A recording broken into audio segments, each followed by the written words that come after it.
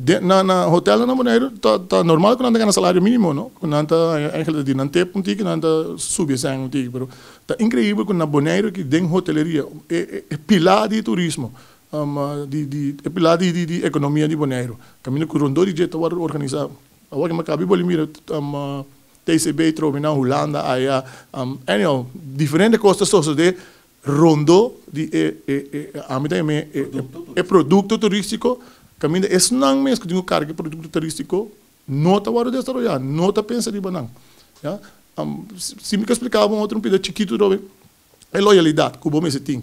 Com companhia, a companhia te brindava possibilidade para botar a loyal com ele. Se você nós temos estagiários na Holanda, mas é great mês, nada bem, mas não tem experiência. Está dando qualidade de serviço, mas é bom mês. E depois de 3 lunas, tu vai back. Outro mano está ainda não está bem maneiro, bem trapa 5, 6 lunas.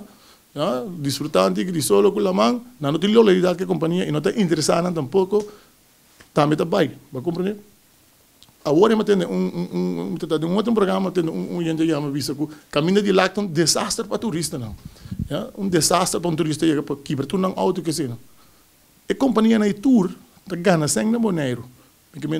Por assinante também lá ganha invertir também na Bonaire de parte não turístico para somos não turista não também trabalha não também para promover isso aí não nós temos problema para financiar nos caminhos não mas de como para com esse setor aí que está ganhando hobby sem mas não precisa pero tanto paga $75 não tá é turista que está bem Bonaire tá paga $75 para é produto que está bem waka aqui não hotel não está paga não está ganha sem aqui não para não está invertido em isla. O senhor Gerardo quer que também o negociante não pode fazer uso de Bonaire, sua preciosidade que tem, mas por uma contribuição também na área turística e na bem-estar de boneriano.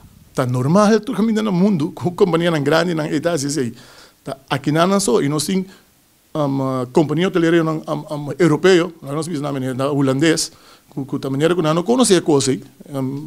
Na Holanda me quer na Holanda, mas era assim também. Não sei como é nada. Portanto, normal com uma cadena grande, se você gosta de environment, de pueblo, como você dá algo back, para você não ter sorte, que portei caminho de botar aí.